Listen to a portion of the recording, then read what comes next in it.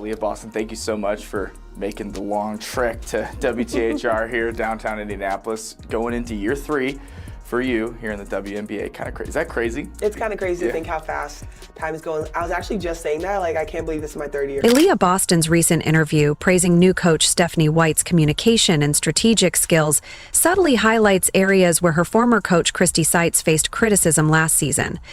Boston's emphasis on these specific strengths could be interpreted as a veiled comparison, suggesting an improvement in these crucial aspects under White's leadership. Okay, now we come out, we have to be ready to compete, but we also know that, listen, if things aren't going our way, then we have a coach at the helm who knows how to adjust. Recalling past struggles against Stephanie White's Connecticut Sun, Aliyah Boston highlighted White's in-game adjustments that flustered the Fever. Now, with White coaching Indiana, Boston's enthusiasm is clear. Her comments suggest a significant coaching upgrade, potentially benefiting Caitlin Clark and the entire team. If you're excited, subscribe our channel and comment CC below. Well, how was the offseason for you? There's a lot going on with the team, a lot going on with the WNBA, women's sports in general. How was the offseason for you? Offseason was great. I was able to participate on Rival, so I was super excited about that. And kind of just looking at our team in general, all the changes we made. It has been a lot. It's been super fast, but I think they've all just been super exciting moves for us. And I'm excited to get the season started because I think we have so much time. Aliyah Boston's face lit up discussing the Fever's offseason, expressing genuine thrill about the front office's moves. She called the additions super exciting, a stark contrast to her demeanor during last season's challenges. Her palpable enthusiasm suggests significant optimism about the team's future. You mentioned it right there. It felt like there was 1 week, maybe a month, maybe more ago, that it was just like bang, bang, bang. Someone else new coming to the team via trade, via free agency. All really valuable pieces. Winning experience with those additions as well. What do you make of the newcomers on this team and how everyone will gel together after such a promising year last year for you guys? Boston was direct about the impact of the new players. The influx of experienced veterans alters the dynamic of the young Fever roster. Last year, the team relied heavily on young talent like Boston, Caitlin Clark, Lexi Hull, and Kelsey Mitchell. Now they've added players with championship experience, a quality Boston, a South Carolina champion, clearly appreciates. I think when you look at who we've brought in and who is still here, I think what really helps us and excites us the most is that we win. We win a lot. Coming from winning programs just in general, and being able to put this together, I think it's going to be super exciting. Like every time we get on the court and we're practicing or if we're playing pickup, we're like, I can't wait to get the season started. Like we are going to just play so. What stood out was the complete shift in Boston's language. Last year, she focused on the team's potential and the possibility of competing for championships someday. Now, her focus is on expectations. This subtle yet crucial difference signifies a massive mental shift for the franchise. She's not just hoping the Fever can win, she's expecting it. Being able to have so many different options on the floor, anyone coming off the bench, just being ready to be that heavy hitter and make an impact. Yeah, deep team, right? Yes. Too, it feels like no lineup, there's no drop off. Boston specifically praised the offensive flexibility of the new roster. She highlighted the so many different options, clearly enthusiastic about the change. Last season, the Fever struggled for consistent scoring when defenses focused on Clark, Boston, or Mitchell, often appearing one-dimensional. This frustration seems to be gone with the new additions. How excited are you for the Fever just this season and as far as your team is concerned, but just to carry that momentum forward as people continue to realize how high level women's basketball is, women's sports are, and just the excitement around this season and the WNBA in general? Boston's formidable comment about the Fever is shocking. It's a term she didn't use last season, even during their playoff push. This signals a mindset shift. They're aiming for dominance, not just competition. We want to win every single night, Boston stressed, replacing talk of development with a focus on winning. This reflects Boston's growth as a leader, demanding results over moral victories. Yeah, we're gonna ride the momentum. We're gonna ride the wave. I think there's no way you don't. You know, there's so much eyes, there's so much energy, there's so much attention. It's like every time you step on that floor, you want to play your best because you know there's so many people watching. And it's not just for you. It's for the little kids that continue to dream of being where you are and be like, oh my gosh, they're my favorite players. And the fans that continue to watch, it's like you want to continue to show them, like, listen, we come out here, we compete not just for ourselves, but for you guys because you guys pour so much attention, so much love on this Fever squad. And so we just have to be ready to compete every single night. Duana Bonner echoed the sentiment, emphasizing the Fever's newfound threat level across the court. With Boston's post presence, Clark's perimeter prowess, and a roster full of scoring options, opposing coaches will be challenged to devise game plans. The stark difference in her demeanor when discussing Stephanie White compared to the previous coach speaks volumes about the players' feelings regarding the upgrade on the sidelines. Also, part of the newness of this season, and it feels like it's kind of hitting a crescendo, right, as we are only a month away, but head coach Stephanie White, new to town, not really new to town, new maybe for you, but what has that relationship been like in kind of the Stephanie White regime here going forward? Listening to Aliyah Boston discuss Stephanie White reveals a distinct change in her tone, a genuine excitement absent when she spoke about coaching last season. Boston's perspective is particularly insightful because she faced White as an opponent during White's time coaching the Connecticut Sun, offering her firsthand knowledge of White's impact on a team. It's been great. I think Steph has just done a great job ever since she got the job of just communicating. I remember within the first few weeks that she had the job, we were watching film about how she wanted me to be able to play, what she thinks of the team, what she wants our goal to be once the season starts, where we want to end. And I think for me that's super important because even though it feels like I've been in the league for quite some time, this is only my third year, and being able to learn from a coach that you've been able to see, especially being able to play against her and seeing the way that she coaches, the way that she makes adjustments, is super exciting for me. Boston was effusive in her praise of White's communication skills, calling it a significant factor. "We have a coach at the helm who knows how to adjust, right?" she stated with clear enthusiasm. This contrasts sharply with the criticism of communication under Christie's sides last season, where fans and analysts noted player confusion during timeouts and a lack of late-game direction. Boston's focus on White's communication suggests these issues are likely to be resolved. Talked about going against her in the probably most important series of your career, Yep. right, in the first round last season. What did you take away from going up against her? That maybe you're like, oh great, she's on my side now and we can use this to our advantage. Yeah, when we played against Connecticut, Steph, her adjustments, the way she started off the game, I remember there were times where we were playing, I was like, did they mean to do this? And then you come back again the second possession and they really did mean to do that. And it's something that we didn't think about, and coming in, it's like, okay, well, now we have to adjust. The tactical side also appears crucial to Boston. She specifically remembered facing White's Sun team, highlighting how White's in-game adjustments pose significant challenges for the Fever. When we played against Connecticut, Steph, her adjustments, the way she started off the game, they still bring something new to the table, Boston explained. This is essentially a basketball player's way of saying they were outmaneuvered strategically in those games. When for her, it's like we've already played you guys 3-4 times, now we're going to the playoffs, and they still bring something new to the table. So to be on that side, it's super exciting because I think, once again, we have so much talent on our squad. We're going to be going up against all these teams that in the offseason also made adjustments, also have just great, talented, flat-out hoopers. So it's like, okay, now we come out, we have to be ready to compete, but we also know that, listen, if things aren't going our way, then we have a coach at the helm who knows how to adjust. Boston's demeanor transformed when discussing how White will help them adapt to skilled opponents. She sat up straighter, her gestures livelier, and her voice more assured. This kind of reaction indicates someone who feels they've found a solution to a long-standing issue. What was Steph's message just in her first team meeting? Unity. I think that was the biggest thing. We talked about it earlier, even in this, is the outside noise. And so for her, it's about sticking together, making sure that we are a tight unit, that nothing can poke holes in between what we have going, because that's one way to go down, and we don't want to go down. Boston's recent comments highlight the absence of key elements in Coach Christie's teams last season, specifically emphasizing the value of White's communication and tactical adjustments. Boston effectively points out what the team was missing. Recall games from last season where the Fever struggled to counter opponents' defensive strategies against Clark, or when they couldn't resolve defensive issues. Boston's remarks imply she believes White would have handled these scenarios differently. For Boston, having White on their team now signifies a significant competitive advantage. Last season, Boston often appeared frustrated when the team failed to make necessary in-game adjustments. Now, she views White's strategic thinking as an asset, rather than a challenge they had to overcome as opponents. Just by how we operate with each other off the court, how we are on the court, I think being able to be selfless is another thing that we talked about in the team meetings, like giving up a good shot for a great shot. And I think that's just super important, because when you get in games, you never know when your number is going to be called to hit that big shot, and being able to trust each other to be able to do it is going to be important for us. This coaching transition deeply resonates with Boston due to its alignment with her championship mindset cultivated at South Carolina under Dawn Staley. There, Boston experienced elite coaching that optimized player abilities through clear communication and tactical excellence. White's WNBA championship coaching experience reflects the values Boston cherishes from her college years.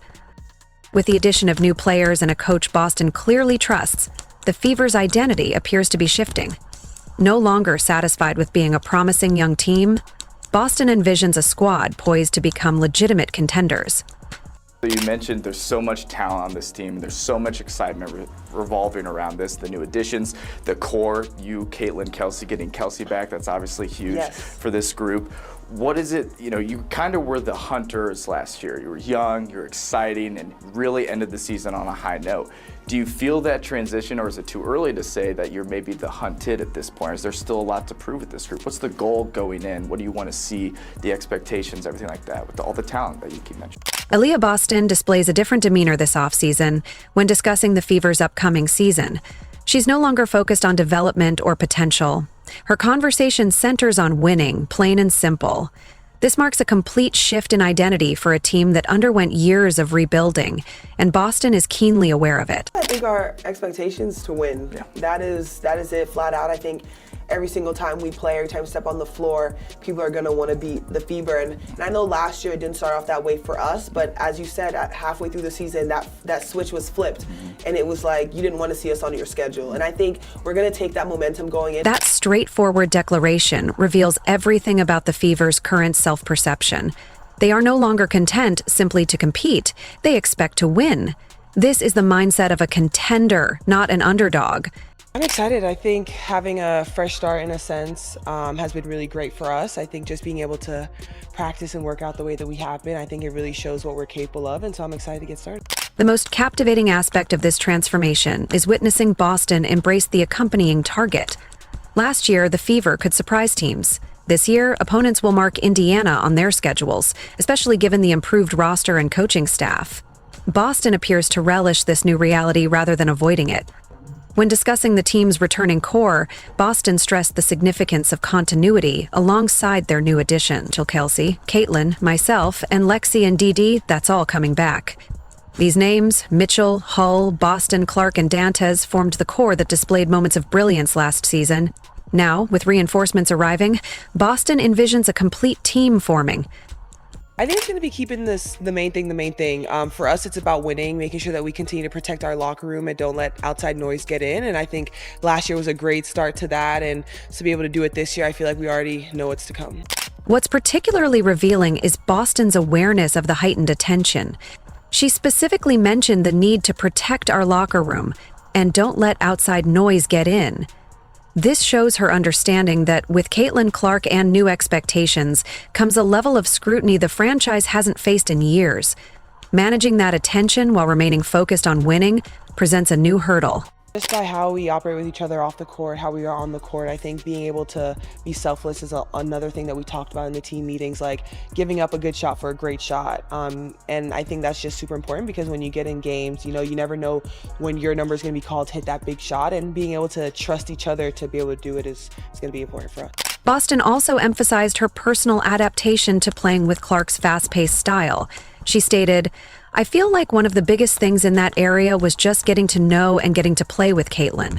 This readiness to adjust her own game demonstrates Boston's dedication to team success over personal ease, precisely the mindset a team requires when moving from rebuilding to contending." I feel like one of the biggest things in that area was just getting to know and getting to play with Caitlin. I think Caitlin plays such a fast-paced game, and for me, I feel like the year before that, it wasn't as fast, and then coming in kind of having that same expectation of the way that we played the year before, and then coming in and Caitlin loves to play really fast, so I think that was definitely the adjustment. But I mean, I think knowing that and having that mindset just helped in the offseason because I know exactly where I need to be. The most revealing comment about the Fever's new identity came when Boston explained how opponents will now view them. She stated, "Everyone's going to come out and know that it's not just going to be a cakewalk. It's going to be like, okay, we know they have killers from every angle, and so how do we stop that?" This shift in perception from an easy win to a genuine threat is a clear indicator of the Fever's transformation. Teams don't discuss rebuilding squads in these terms, they use this language for contenders. Boston also connects the Fever's ascent to the broader momentum in women's basketball. "We're going to ride the momentum. We're going to ride the wave," she explained, understanding that their improvement is not isolated, but part of a larger surge of interest and talent in the sport. The upcoming AllStar Game in Indianapolis presents another significant opportunity for the team and the league. All of these factors point to Boston's individual growth paralleling the team's evolution, making her third-year development a particularly compelling storyline to follow.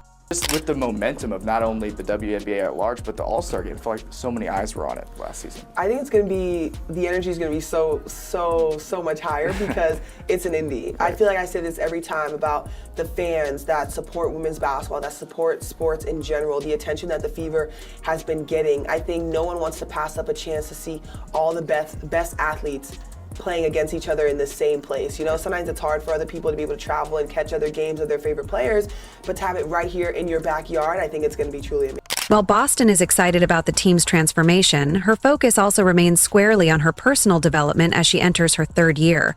A significant shift has occurred in the mental aspect of her game, primarily attributed to her participation in Unrivaled. This experience proved to be far more than just an opportunity to display her skills.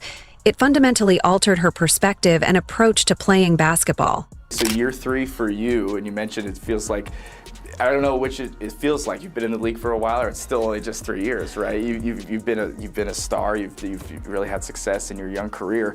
Where have you seen the most growth going into year 3? Do the off seasons get more valuable as you go forward in your career? Like on and off the court, where have you experienced the most growth heading into the season? Boston openly discussed the confidence boost she gained, enabling her to trust her abilities more than ever before. This evolution is evident when comparing her recent games to her rookie season. The hesitation is gone. She no longer second-guesses shots or passes up opportunities. There's a new certainty in her movements that was previously inconsistent. I definitely think mentally, I've experienced the most growth. Being able to play in Unrivaled, I think has just boosted my confidence a little bit, not really second guessing myself on shots that I know I can make, and just being confident and knowing like it's okay if you miss one, you can still take the next one with the same level of confidence. And so that's kind of my mindset going into the season, is just continue to be confident and trust my game because of the work and effort that I put into it. This mental growth arrives at a crucial juncture for a player juggling dual roles. Boston is simultaneously a developing young star and a team leader shouldering championship expectations. This presents a challenging balancing act. Excessive focus on personal growth can appear selfish, while prioritizing leadership might hinder individual development. Boston appears to have found that equilibrium. Her discussions with Dana Evans underscore another facet of Boston's evolution.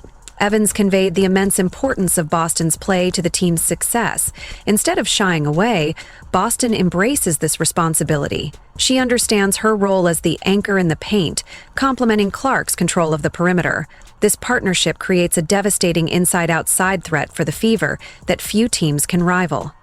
Yeah, I feel like it's always been the same. For me, it's about being who I am, not changing who I am, and I think people are able to just I attract just that great energy, I think, and not bragging on myself, but I feel like just because the way that I approach everyone, I always want to make sure everyone's smiling. And I feel like when that's your approach, make sure that everyone's good. It's so easy to build that relationship because you just get comfortable with each other really quickly.